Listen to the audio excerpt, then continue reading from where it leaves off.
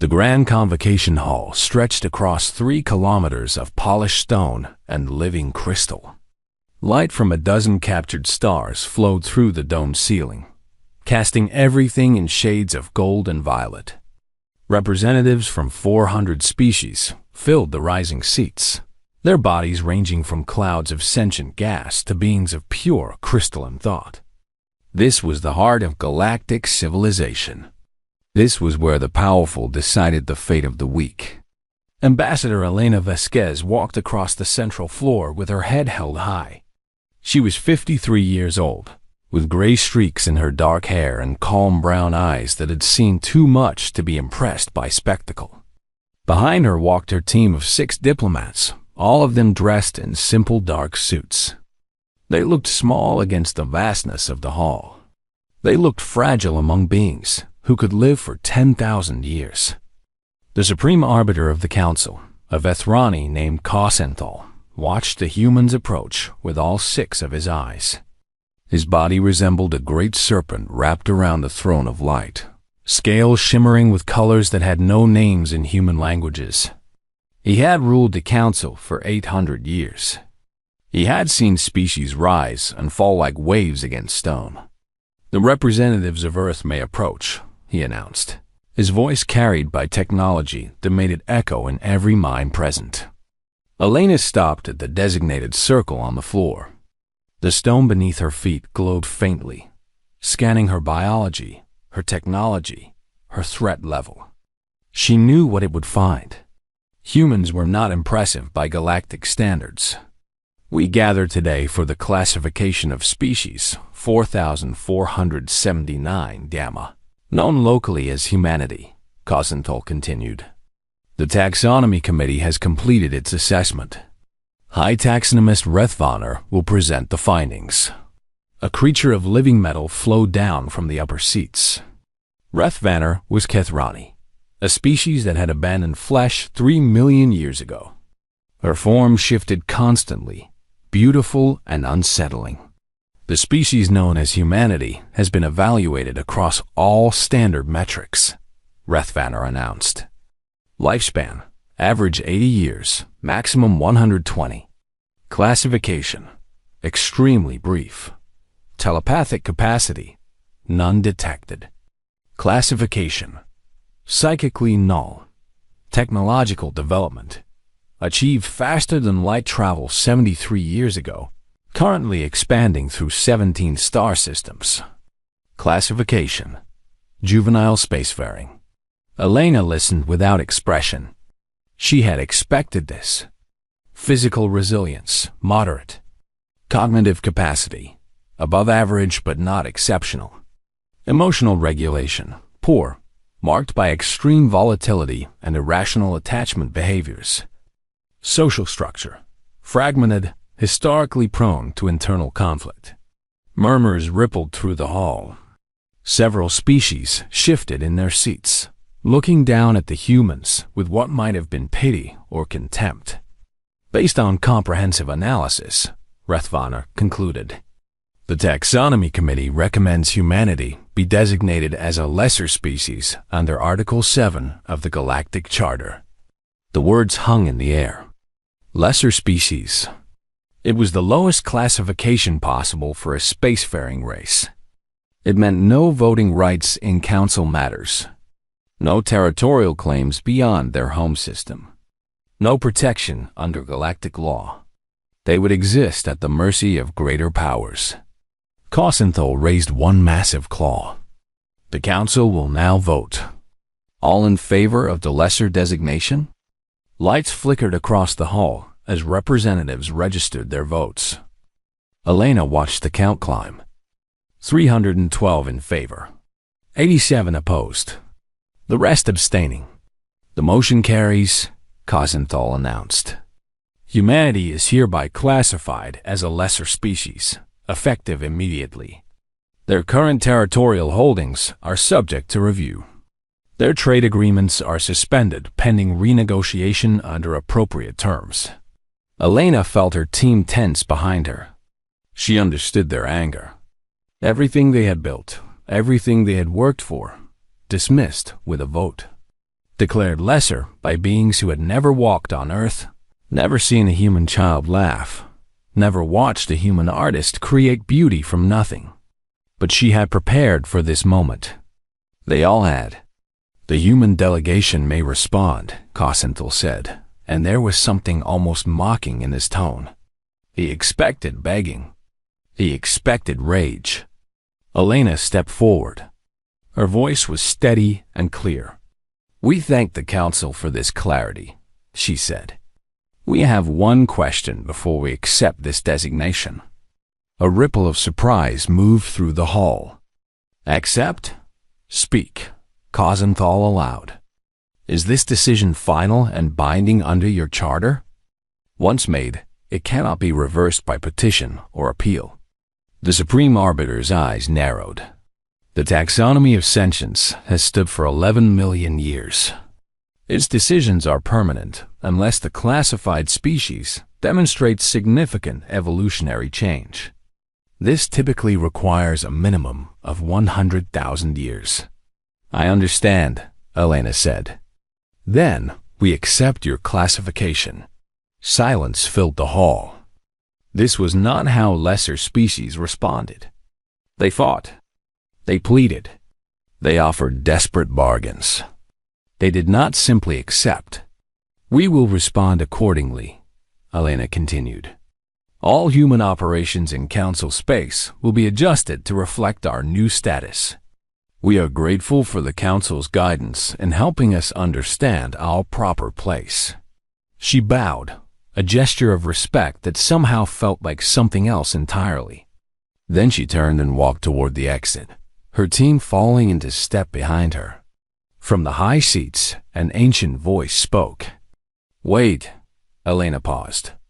She looked up at the section reserved for the eldest species, those who had seen galaxies born and die.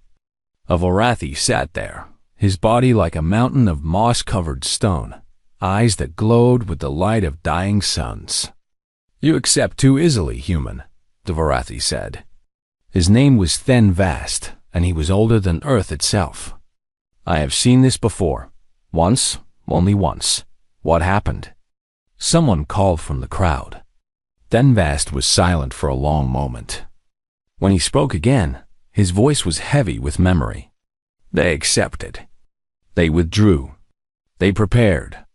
And when they returned, nothing could stand against them. We called them the Quiet Ones. We do not speak of what they became." Nervous laughter scattered through the hall.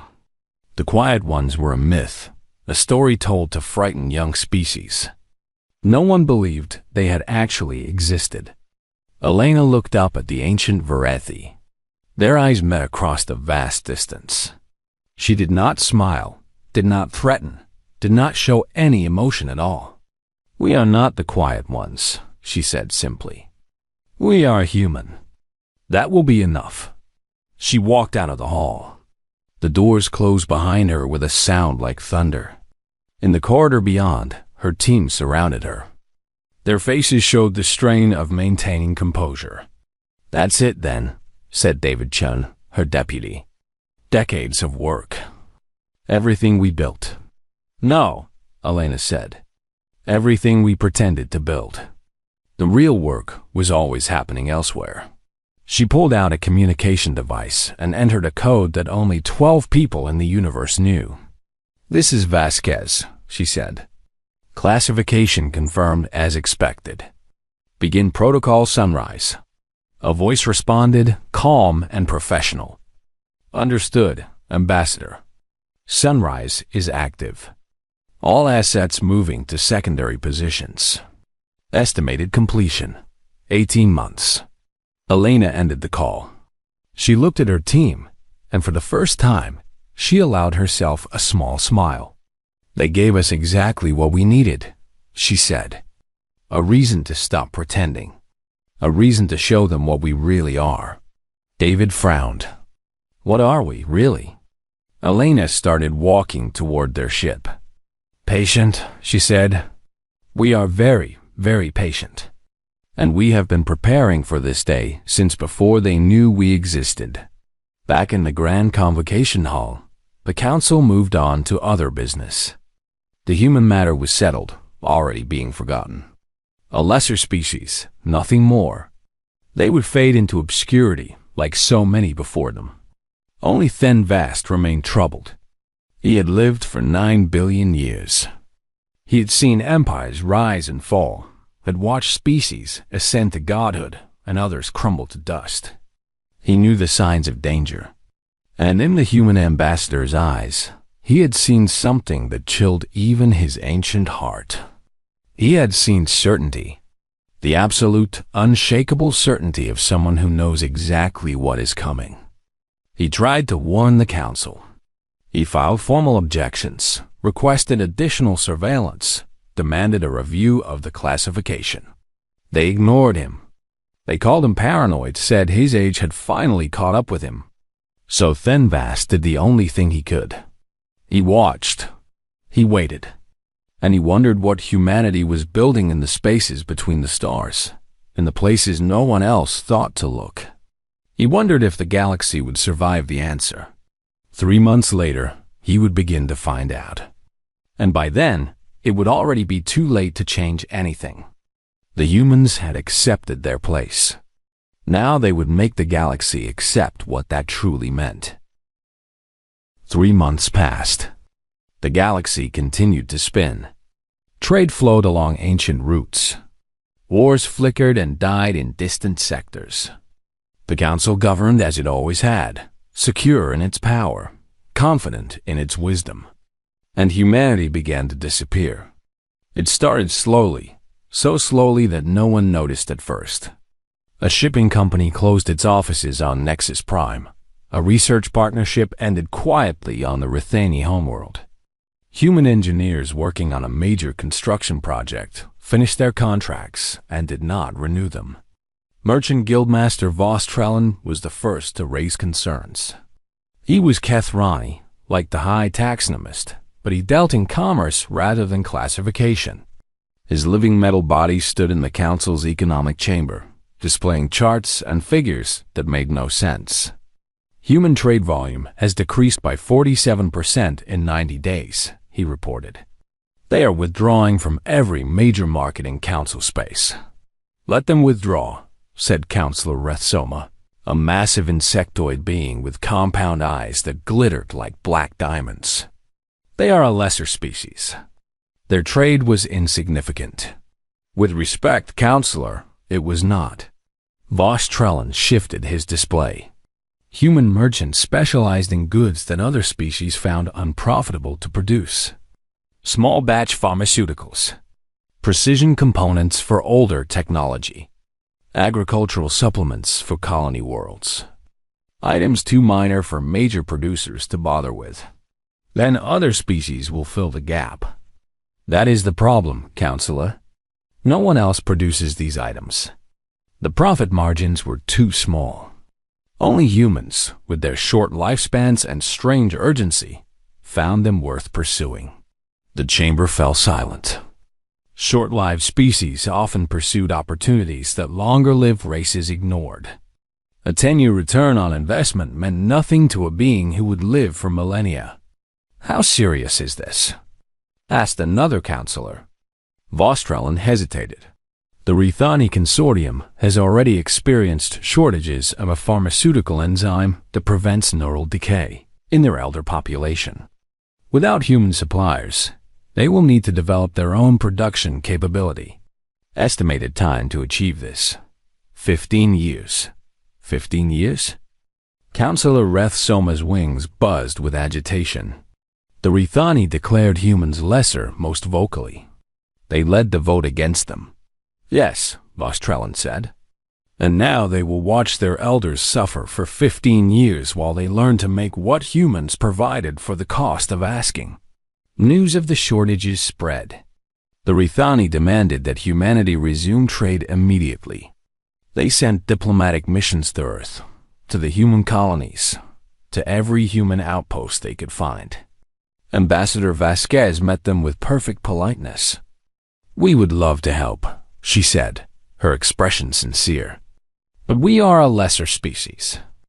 Surely the Great Rethinic Consortium cannot depend on beings as primitive as ourselves for something so important. It would be inappropriate for us to involve ourselves in matters above our station. This is absurd, the Rethani envoy sputtered. We are offering payment. Premium rates. Name your price. It is not about price. The Council has determined that we lack the capacity for complex trade arrangements. We must accept their wisdom. We are simply not advanced enough to help you. The envoy left in a rage. Elena watched him go with no expression on her face. Inside, she felt something she could not quite name. Not satisfaction. Not revenge. Something quieter. Something that had been waiting for a very long time. As the trade crisis deepened, another problem emerged. Human ships had begun charting new routes through regions of space that other species avoided. The Vethrani called these areas the dead zones, places where gravitational anomalies and radiation storms made travel dangerous and unprofitable. But humans flew through them without difficulty. How are they doing this? Demanded Supreme Arbiter Kossenthal. Intelligence reports filled the screens before him. Human vessels, thousands of them, moving through the dead zones as easily as sailing calm waters. Their ships are different, his intelligence chief reported. Smaller, more maneuverable, designed for conditions we consider hazardous. They appear to have been building these vessels for decades. Decades? Before they even contacted us? Yes, Supreme Arbiter. Long before. Kossenthal felt cold despite the warmth of his throne. Humans had achieved faster-than-light travel 73 years ago. They had contacted the Council only 40 years ago. What had they been doing in those 33 years of silence? There is more, the intelligence chief continued. We have detected construction activity at the edges of mapped space. Massive construction. Our surveillance drones have captured images. The screen changed. Kossenthal's 6 eyes widened. Ships. Thousands upon thousands of ships, clustered around structures that dwarfed anything the Council had ever built. Stations the size of moons. Defense platforms bristling with weapons that did not match any known design. A network of installations spanning at least 12 star systems. What is this? Kossenthal whispered. We do not know, Supreme Arbiter. Our drones were detected and destroyed before they could gather more information. But our analysts estimate that the construction has been ongoing for at least 50 years. 50 years. Humans have been building this since before they announced themselves to the galaxy. While they played the role of eager newcomers, while they submitted to classification and traded in minor goods, they had been preparing for something else entirely. Summon the human ambassador, Kossenthal ordered. Immediately. Elena Vasquez arrived 3 days later. She walked into the council chamber with the same calm expression she had worn on the day of classification. The same simple suit. The same steady eyes. But something had changed. The council members could feel it. She no longer looked small to them. She looked like someone who had been pretending to be small and had finally stopped. Ambassador Vasquez, Kossenthal began, his voice tight with controlled anger. Explain what your people are building in the dead zones. Elena tilted her head. We are a lesser species, Supreme Arbiter. Surely anything we build cannot be of concern to the Great Council. Do not play games with me. We have seen your installations, your ships, your weapons. Ah. Elena nodded. You sent drones into our territory without permission. That was unwise. But since you ask, I will explain. She raised her hand, and a holographic display materialized above her palm. Technology the Council did not recognize. The display showed a map of the galaxy with human installations marked in blue. What you have seen is the Bastion network, Elena said. 12 star systems, fully developed, self-sustaining, defended, capable of supporting the entire human population indefinitely. The council stared at the display in silence. We began construction 52 years ago, Alina continued. When we first achieved faster-than-light travel, we did not announce ourselves. We listened. We watched. We studied your civilization, your politics, your classification system. You spied on us, Rethsoma accused. We learned about you. There is a difference. Elena's voice remained calm. We saw how you treated species you deemed lesser. We saw the pattern. New species arrive with hope. They are classified. Those deemed worthy are welcomed. Those deemed unworthy are exploited, marginalized, eventually forgotten. We knew which category we would fall into. Then why contact us at all? Causenthal demanded. Elena's expression softened, just slightly. Because we hoped we were wrong. We hoped that if we approached you with goodwill, if we contributed to your civilization, if we proved our worth through action rather than biology, you might see us differently. She paused. The chamber was utterly silent. We gave you 40 years to prove us wrong. You did not. The display shifted, showing the scale of human capability. Ships, weapons, technology that combined. Galactic designs with innovations the Council had never imagined. So now we are leaving, Elena said. The Bastion network is complete. We do not need your trade. We do not need your protection. We do not need anything from beings who look at us and see only our limitations. This is a threat, Causenthal said. No, Supreme Arbiter. This is an exit. Elena lowered her hand and the display vanished. You declared us lesser. We have simply prepared to live as if that were true, needing nothing from those who hold us in contempt. From the upper seats, the ancient voice of Themvast rumbled through the chamber. You are not leaving. You are showing us what we will lose. Elena looked up at the old Varathi. Something passed between them. Recognition, perhaps. Understanding. Yes, she admitted. We are. She turned and walked toward the door. No one moved to stop her. No one knew what to say. At the threshold, she paused and looked back. The Council has 1 year to reconsider its decision.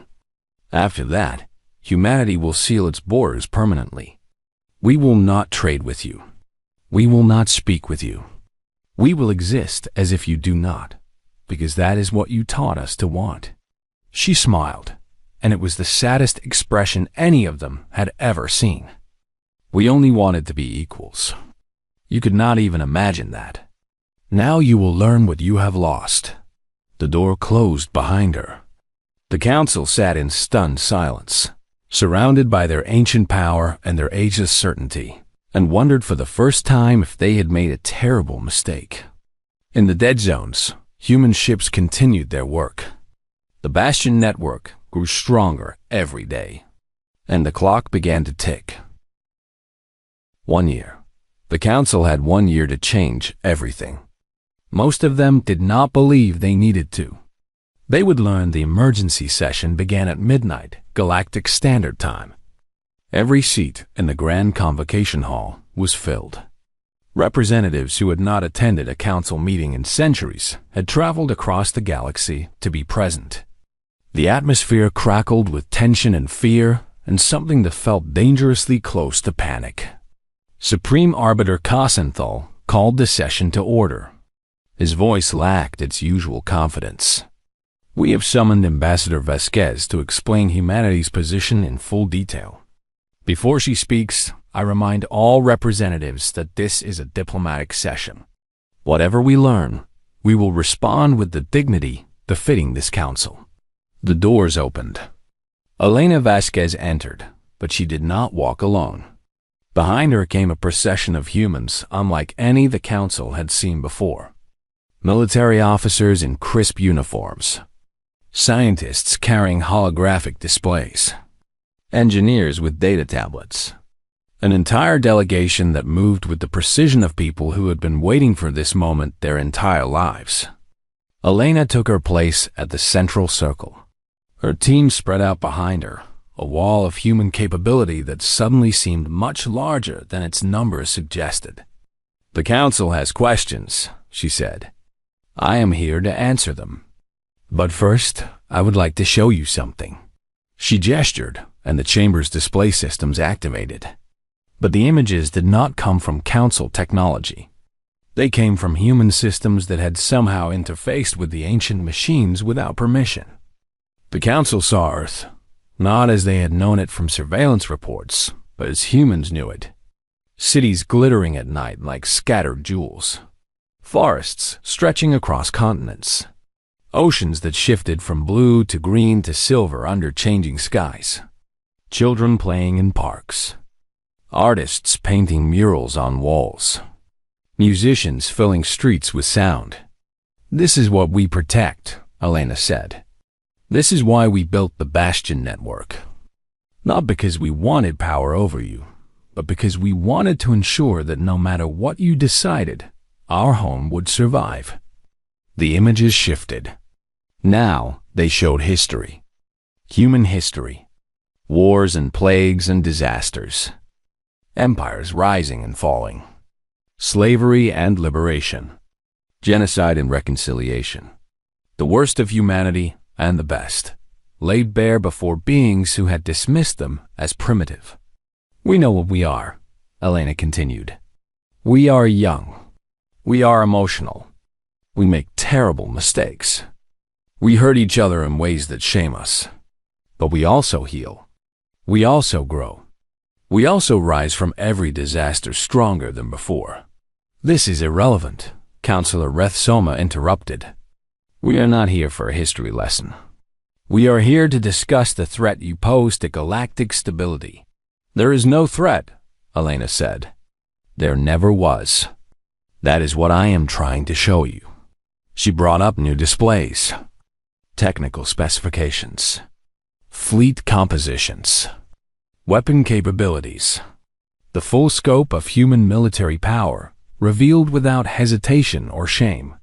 The numbers were staggering. The Council had 12,000 warships capable of interstellar combat. Humanity had 47,000. The Council's most powerful weapons could destroy a planet. Human weapons could destroy a star. "You hid this from us," Chronicle said, his voice barely a whisper. "We developed it quietly," Elena corrected. "We hid nothing. You simply never asked. You looked at our short lives and assumed we could not achieve what longer-lived species achieved. You were wrong." "How?" demanded Rethvanner, the High Taxonomist. "How could you develop such technology in mere decades?" Elena smiled, and there was no mockery in it. Only a strange kind of pride. "Because we do not have time to wait. Your species lives for 10,000 years. You can afford to perfect the technology over centuries. We cannot. We innovate or we die. We take risks that you would never consider because our entire lives are a risk. Every generation of humans has to prove itself, has to build, has to create, or everything we made will crumble." She stepped forward, her voice rising with passion she rarely allowed herself to show. "You call our short lives a weakness. They are our greatest strength. Every human alive knows that their time is limited. Every human alive works as if tomorrow might be their last day. We do not have the luxury of patience. We burn bright because we have no other choice." The chamber fell silent.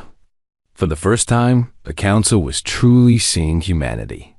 Not as a primitive species to be classified and dismissed, but as something entirely different. Something they had never imagined. "You could have conquered us," Denvast said from his high seat. His ancient voice trembled with something that might have been awe. "With this power, you could have swept through the galaxy. Why did you not?" Elena turned to face the old Varathi. When she spoke, her voice was soft. "Because conquest is not what we want. It never was." She brought up one final display. A document written in every language of every species in the galaxy.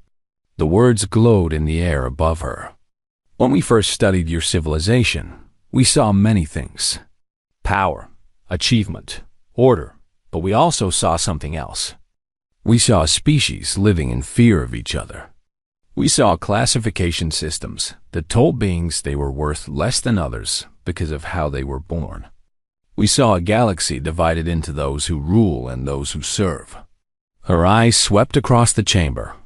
We did not want to replace you at the top of that system. We wanted to end the system entirely. Murmurs swept through the representatives. This was not what they had expected. They had prepared for threats, for demands, for the ambitions of a rising power. They had not prepared for this.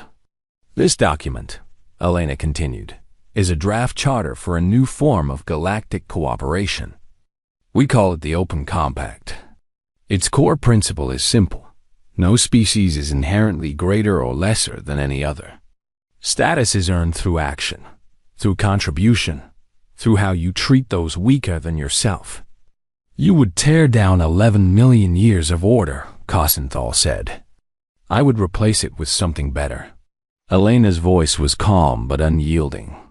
Your order kept peace between the powerful by sacrificing the dignity of the weak. That is not order. That is tyranny with good manners. And if we refuse? Rethsoma demanded. If we reject your compact and your idealism, then nothing changes. Humanity withdraws. We seal our borders. We live in our bastion network, and you continue as you always have. Elena paused. But I wonder how long your order will last once the rest of the galaxy sees what is possible. She gestured, and the display showed something new. Messages. Thousands of messages from species across the galaxy. Lesser species. Marginalized cultures. Beings who had been told their whole existence that they were not good enough. They were asking about the Open Compact. They were asking if humanity would accept them. They were asking if there was truly a place where they could be equal. You see, Elena said quietly, we are not the only ones who dream of something better. We are simply the first with the power to make it real. The council erupted. Representatives shouted at each other. Ancient alliances fractured in real time as species turned on each other, blaming and accusing. Some demanded that humanity be destroyed immediately. Others argued for negotiation. Still others called for the council itself to reform. Through it all, Elena stood calm at the center. She had done what she came to do. She had planted a seed. Now she would see if the galaxy had the courage to let it grow. Thenvast's voice cut through the chaos. Silence. The chamber fell still. Even the Supreme Arbiter did not challenge the eldest being in the room. I have watched civilizations rise and fall for 9 billion years, Thenvast said. I have seen empires that stretched across galaxies crumble to nothing. I have seen species ascend to godhood and others destroy themselves in madness. And in all that time, I have learned one truth. He leaned forward, his ancient eyes fixed on Elena. Change comes whether we will it or not. The only choice we have is whether to guide it or be swept away by it. He turned to face the council. These humans offer us a chance to guide it, to build something new instead of watching everything we made collapse under its own weight. I say we take that chance. You would have us surrender to a species barely 100 years old. Rethsoma demanded. I would have us listen to a species wise enough to offer partnership instead of demanding submission. Thenvast's voice hardened. They could destroy us. They chose not to. They could conquer us. They offered equality instead. When was the last time any of us showed such restraint? No one answered. The question hung in the air, heavy with implications none of them wanted to face. Elena stepped forward one last time. You have 6 months. In 6 months, humanity will either begin working with a reformed galactic order, or we will seal our borders forever. The choice is yours." She turned and walked toward the door, her delegation following in perfect formation. At the threshold, she paused. "We came to you 40 years ago with hope. You answered with contempt, but we are still here, still offering you a chance. That is who we are. That is what you called lesser." The door closed behind her. The council sat in silence, surrounded by the weight of 11 million years, and wondered if they had the courage to let it go. 6 months. The future of the galaxy would be decided in 6 months. And for the first time in recorded history, the decision was not in the council's hands alone. The galaxy began to fracture. Within 3 weeks of Elena's ultimatum, the first formal requests arrived at the council. The Thesan Republic, a small civilization of aquatic beings who had been classified as lesser for 200,000 years, announced their intention to withdraw from council jurisdiction and seek membership in humanity's open compact. The council denied their request. Under galactic law, no species could leave without majority approval. The Thesan had no voice in that vote. "You cannot hold us prisoner," the Thesan ambassador said, her gills flaring with suppressed rage. "We never agreed to this arrangement. It was imposed on us before we had the power to resist." "The law is the law," Councillor Rethsoma replied. "It applies to all species equally. It was written by the powerful for the benefit of the powerful. That is not equality. That is control." The Thesan were not alone. 2 more species petitioned for withdrawal the following week. Then 5 more. Then 12. The trickle became a flood as lesser species across the galaxy saw their chance to escape a system that had never served them. The council tried to maintain order. They threatened sanctions. They deployed diplomatic missions. They reminded everyone of the stability the current system provided, the peace that had lasted for millions of years. But the words rang hollow now. Everyone had seen the human displays. Everyone had seen the choice humanity had made when they held overwhelming power. They could have demanded submission. They had offered partnership. Ambassador Vasquez established a temporary diplomatic station on the border of human space. Every day, representatives from different species made the journey to speak with her. Some came to ask about the open compact. Others came simply to see if the stories were true. "Is it real?" asked the Crush envoy, a being of living flame who had traveled 3 months to reach the station. "Do you truly offer equality to all?" "It is real," Elena assured him. "Any species that joins the compact will have the same voice as any other, including humans. But you are the strongest. How can we trust that you will not simply take control when it suits you?" Elena smiled. She had answered this question many times. Because the compact is designed to prevent any single species from gaining dominance. Decisions require broad consensus. Military power is distributed. Economic systems are balanced. We built it specifically to make tyranny impossible, even for ourselves. Why would you do this? You could rule. We do not want to rule. We want to live in a galaxy where our children do not have to fear being conquered. The best way to achieve that is to create a system where conquest makes no sense for anyone. The Crash envoy was silent for a long moment, flames flickering with thought. Finally, he bowed his head. "My people have been lesser for 800,000 years. We had forgotten what hope felt like. You have reminded us. Stories like this spread across the galaxy. Each one weakened the Council's grip. Each one strengthened the movement towards something new. But not everyone accepted the change peacefully. The Rithani Consortium had been the loudest voice calling for humanity's lesser classification. They had the most to lose from a new order where their advantages of age and established power meant nothing. As the months passed and their influence crumbled, their leaders grew desperate. The attack came without warning. A human supply convoy was traveling through neutral space, carrying medical supplies to a species suffering from a plague that Rethani pharmaceutical companies had refused to treat. It was a mercy mission, unarmed, clearly marked with humanitarian symbols. The Rethani fleet intercepted them anyway. "These supplies are galactic resources," the Rethani commander announced. "Under council law, they must be distributed through proper channels. You will surrender them immediately." The convoy commander, a young woman named Sarah Chun, responded calmly. "These supplies were manufactured by humans, using human materials in human space. They are not subject to council law. You are lesser. You have no right to trade without council approval. We are not trading. We are giving aid freely to those who need it. Then you are disrupting galactic order. Surrender, or we will take the supplies by force." Sarah looked at her crew. They were not soldiers. They were doctors, engineers, aid workers who had volunteered to help strangers in need. They had no weapons.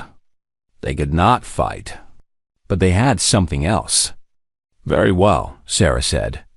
"If you insist on taking these supplies by force, we will not resist. But I want you to know that we are broadcasting this entire encounter on every frequency we can reach. Every species in the galaxy will see what the Rethani Consortium considers appropriate behavior."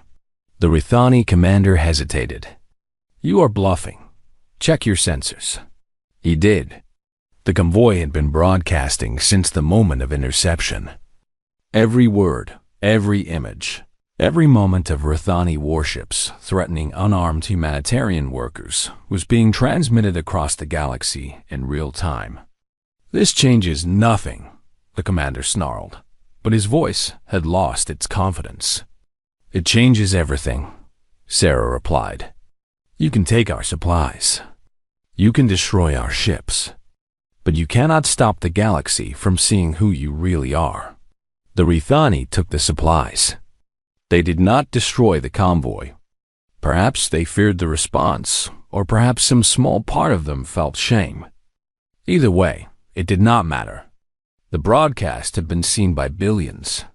The image of Rethani warships surrounding unarmed humanitarian vessels became the symbol of everything wrong with the old order.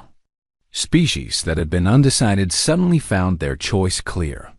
Within a week, 47 species had formally requested membership in the Open Compact. The Council could not deny them all. The system was breaking down. Chronicle called an emergency session. The chamber was half empty now.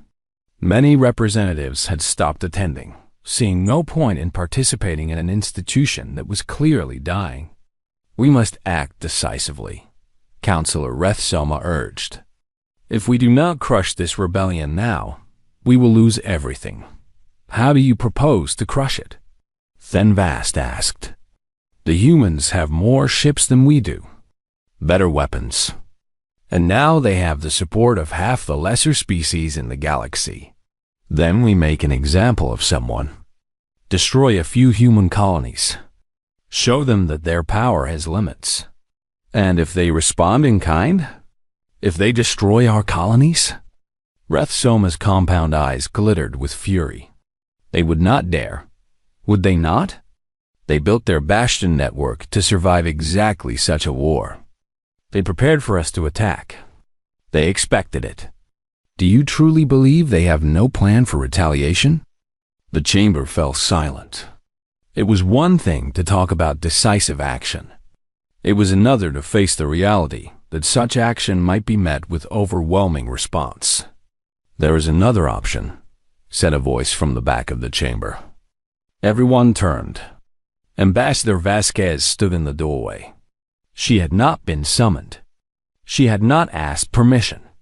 She had simply arrived, as if she belonged there. "How did you get in here?" Chronicle demanded. "Your security systems are not as secure as you believe." Elena walked calmly to the central floor. "But I did not come to embarrass you. I came to offer you a way out. We do not need your mercy. Resoma spat. This is not mercy. This is practicality. Elena's voice was steady and clear. The council is failing. Everyone can see it. You can fight to preserve it and lose everything, or you can help us build something better. What would you have us do? Cosintho asked. Vote to dissolve the council. Endorse the open compact. Help us create a new galactic assembly where every species has equal voice. That is surrender. That is survival. Elena stepped closer to the Supreme Arbiter. You have ruled for 800 years. You have seen the galaxy at peace. Do you truly believe that peace will continue if you try to hold power by force? Do you truly believe the lesser species will accept your authority after what the Rathani did? Cosintho was silent for a long moment. His 6 eyes studied the human before him.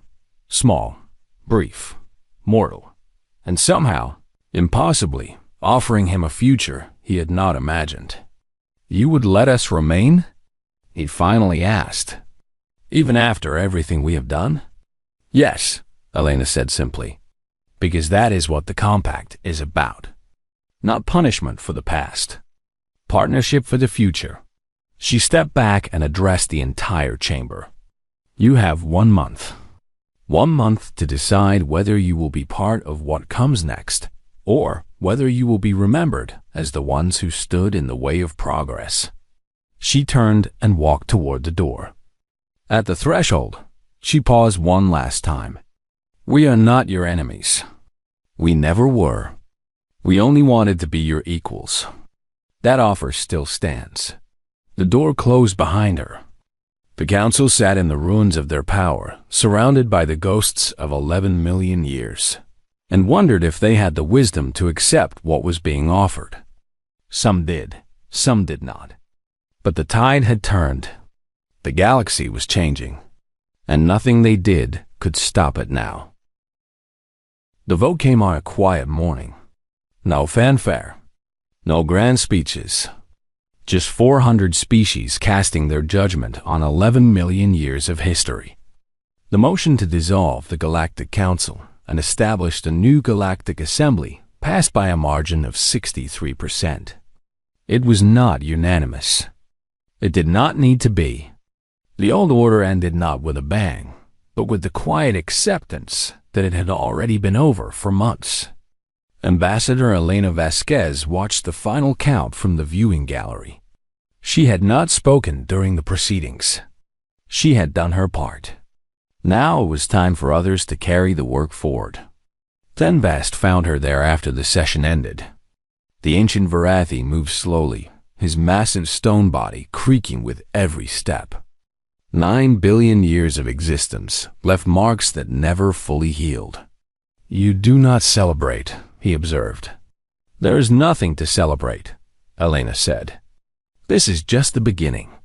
Building something is always harder than tearing something down. Wise words for one so young. Elena smiled. I am 61 years old. By human standards, I am getting close to the end. And yet, you work as if you will live forever. I work as if I will die tomorrow. That is different. Thenvast settled beside her, his ancient eyes fixed on the stars beyond the viewing window. I have watched your species carefully these past months. I have tried to understand how beings with such brief lives could accomplish what you have accomplished. And what did you conclude? That your mortality is your greatest gift. The old Varathi's voice was soft with wonder. You know that everything ends. You have always known. And so you treat every moment as precious, every achievement as urgent, every connection as vital. He turned to look at her directly. We who live forever forget these truths. We have time to waste, so we waste it. We have eternity to change, so we never change. You have neither luxury. You must be better today because you may not have tomorrow. Elena was quiet for a moment. Then she reached out and placed her small hand against the ancient stone of his arm. You are changing now, she said. You voted for dissolution. You supported the compact. After 9 billion years, You chose something new. Perhaps your urgency is contagious. Perhaps you were always capable of it. You just needed a reason. 6 months later, the Galactic Assembly held its first formal session. The Grand Convocation Hall had been rebuilt. The rising seats were gone, replaced by a circular arrangement where every representative sat at the same level. No high seats. No positions of honor. Just a gathering of equals. Elena had retired from diplomatic service by then. Her successor, a young man named Marcus Webb, had taken her place. She watched the inauguration ceremony from a quiet corner of the gallery, surrounded by other former officials who had given their lives to this moment. The new charter was read aloud. Its principles were simple. No species would be classified by biology. Status would be earned through contribution. Disputes would be settled by consensus. Military power would be shared. No one would be called lesser again. When the reading was complete, representatives from species that have been marginalized for millions of years rose to speak. Their voices shook with emotions that most of them had never allowed themselves to feel. Hope, pride, belonging. A Thesan diplomat, her gills rippling with barely contained joy, spoke of what this day meant to her people. The Kresh envoy, his flames burning brighter than ever before, described the future his children would inherit. Even the Rithani, humbled by their actions and grateful for the mercy shown to them, pledged to be better than they had been. Elena listened to all of it. She did not cry. She had never been one for tears.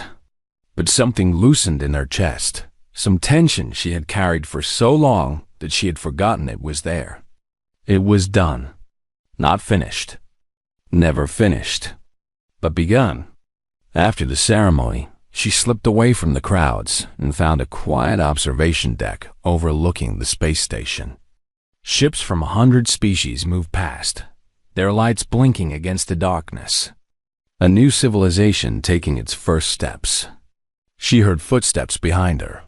When she turned, she saw a young girl, perhaps 8 or 9 years old, with dark hair and curious eyes. The child wore the uniform of a diplomatic family, one of the first generation to be born into this new galaxy. "Are you Ambassador Vasquez?" the girl asked. "I used to be," Elena said. "Now I'm just Elena. My mother says you changed everything. She says the galaxy is different because of you." Elena knelt down to meet the child's eyes. "The galaxy is different because a lot of people decided to be brave. I was just one of them. But you started it. You told them we were not lesser." "No." Elena shook her head gently. "We were never lesser. I just made sure they could not pretend otherwise anymore." The girl considered this for a moment. Then she asked the question that Elena had been waiting for, without knowing she was waiting. What was the old galaxy like? Before everything changed? Elena thought about how to answer. She thought about the council chamber and the weight of contempt in the air. She thought about the fear she had hidden every day for 40 years, the doubt that maybe they would never see humans as worthy. She thought about the moment she had watched the classification vote and known that her people's future would be shaped by beings who did not care if they lived or died. It was a lesson, she finally said. The old galaxy was a lesson in what happens when we let others tell us what we are worth. And we learned from it. The girl nodded, accepting this with the easy wisdom of childhood. "I am glad I did not have to learn that lesson." "So am I," Elena said. "So am I." The child's mother called from down the corridor. The girl waved goodbye and ran off, her footsteps echoing in the metal halls. Elena watched her go, this daughter of a new age, this child who would never know what it meant to be called lesser. That was the victory. Not the fleets or the treaties or the political maneuvering. This, a child who could dream without limits. Elena turned back to the window. The stars spread out before her, countless and eternal. Somewhere out there, human colonies were growing. Human children were being born. Human dreams were taking shapes that she could not imagine. She was 63 years old. Her body was beginning to fail in the small ways that bodies do. She would not see the full flowering of what they had built. No human would. That was the nature of their gift. But she had seen enough. She had seen fear turn to hope. She had seen contempt turn to respect. She had seen a galaxy look at humanity and finally understand that strength was not measured in years lived, but in what you did with the time you had. A soft chime sounded. Her shuttle was ready. It was time to go home, to Earth, to rest at last. She took one final look at the stars. "We did it," she whispered. "We showed them who we are." The stars did not answer. They never did. But Elena Vasquez smiled anyway, because she knew the truth that the ancient council had never understood. Humanity's power had never been in their ships or their weapons. It had been in their refusal to accept that they were less than anyone. It had been in their insistence on building something better, even when the whole galaxy told them they could not. They had been called lesser. They had answered by lifting everyone up. That was humanity's gift to the stars. And the stars, at last, had accepted it. Elena walked toward her shuttle, toward home, toward rest. Behind her, the new galaxy took its first breaths. Ahead of her, the future stretched out like an open hand, waiting to be filled. It was a good way to end. It was an even better way to begin.